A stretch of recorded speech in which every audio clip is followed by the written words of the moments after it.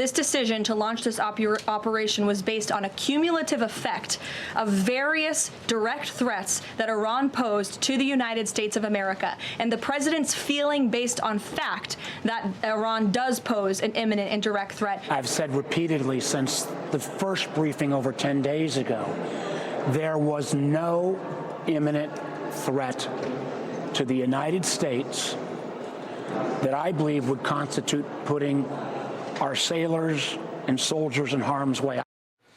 Well, was Iran a threat to the U.S. or not? Joining us tonight to talk about this and the situation in the Middle East is former Secretary of State, former National Security Advisor Condoleezza Rice.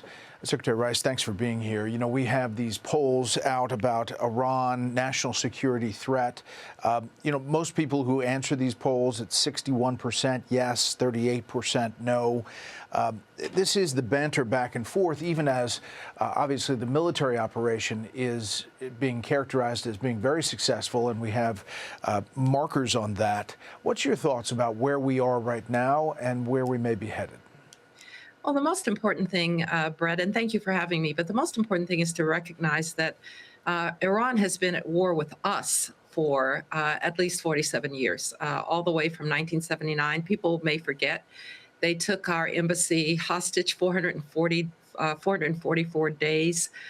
They were responsible for the killings of 300 plus Marines in Lebanon in the early 1980s. If you ask people about Iraq, what was the source of many of our casualties in Iraq, you'll get estimates as high as 75 or 80% of them were due to Iranian-made roadside bombs. And so they've been at war for us a long time. They also have developed the military capability to have reach outside of the boundaries of Iran, including Hezbollah and Hamas, which they both arm and equip and continue to arm and equip even after the events of the summer. And I myself negotiated 4 Security Council resolutions calling them a threat to international peace and security under Chapter 7, the strongest chapter of the UN Security Council resolutions, because of their nuclear ambitions. So to say that this regime was not a threat, I think is simply not, it's ahistorical. They have been a threat for a long time. You know, you can praise the military's action, its effectiveness, how precise it is, the amazing things we're seeing every day of the U.S. military and the Israeli military, for that matter, while still raising questions about how long is this going to last? Is it worth the blood and treasure that we're doing currently? You know, another poll, the handling of Iran, does it make us safer, less safe? No difference. Less safe is at 51%. So there is this skittishness or skepticism out there, even if you're wholeheartedly supporting what the military is doing every day. Well, because there is uncertainty with any military operation and what the aftermath might be.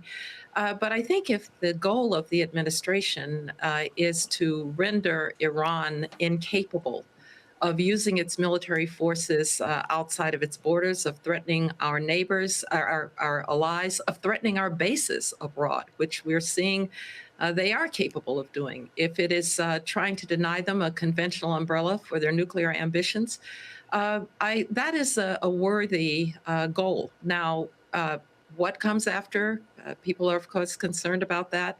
But if you can render Iran essentially incapable of military action against us and against our allies, that's worthy. And I think what they're trying to do is to neuter Iran as a military power in the region. And by the way, the Iranians, who I think made a strategic blunder in attacking the Gulf states like the UAE or Kuwait or others, is demonstrating that it is its goal to be a destabilizing force in the Middle East.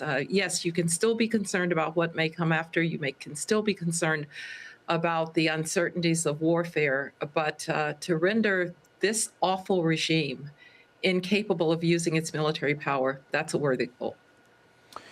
There's, talk about not restricting what the military may or may not do going forward. You've obviously been through this with wars as National Security Advisor, as Secretary of State, the mission creep fear.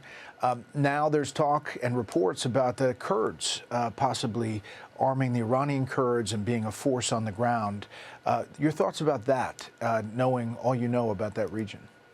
Well, the one thing I don't know is the nature of these reports that we're hearing about Kurdish incursions, if you will, into Iranian territory. And we probably ought to be circumspect about making judgments about what that really means in terms of Kurdish activity. Is it independent Kurdish activity? Is it somehow coordinated Kurdish activity? We'll learn those things later. But it does speak to the complicated demographics of Iran, and we have to keep that in mind. The Iranian population includes a large Azeri population. It includes a large Kurdish population.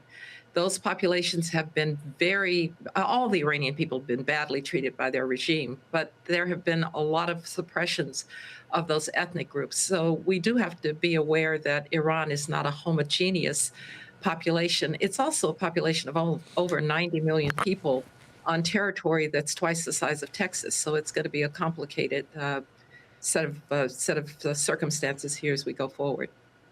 Last thing, you've been in the halls of power, in the meetings behind closed doors. Talk about this decision by a commander-in-chief to do what President Trump has done and what that means big picture in the world looking at it.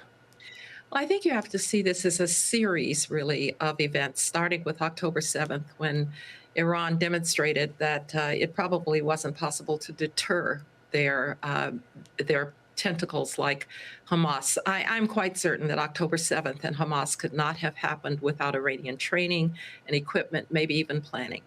And then, of course, you had the events of June when the administration decided, along with the Israelis, to try and at least degrade and maybe even seriously set back Iranian nuclear capabilities. In order to do that, they were able to suppress Iranian air defenses. And so Iran is in a sense, defenseless then.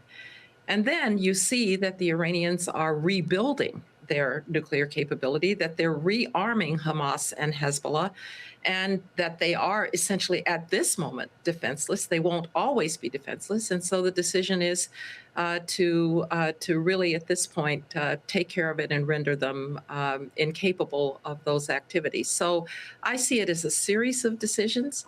I do think that bold it's ones. Big ones, but a worthy goal.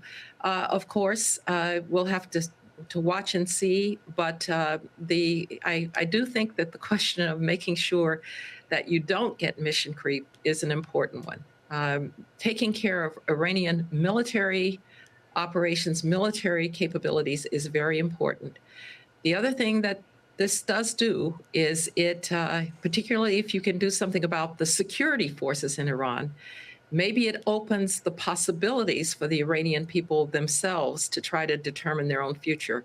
But we're a long way from that. Madam Secretary, we really appreciate your time.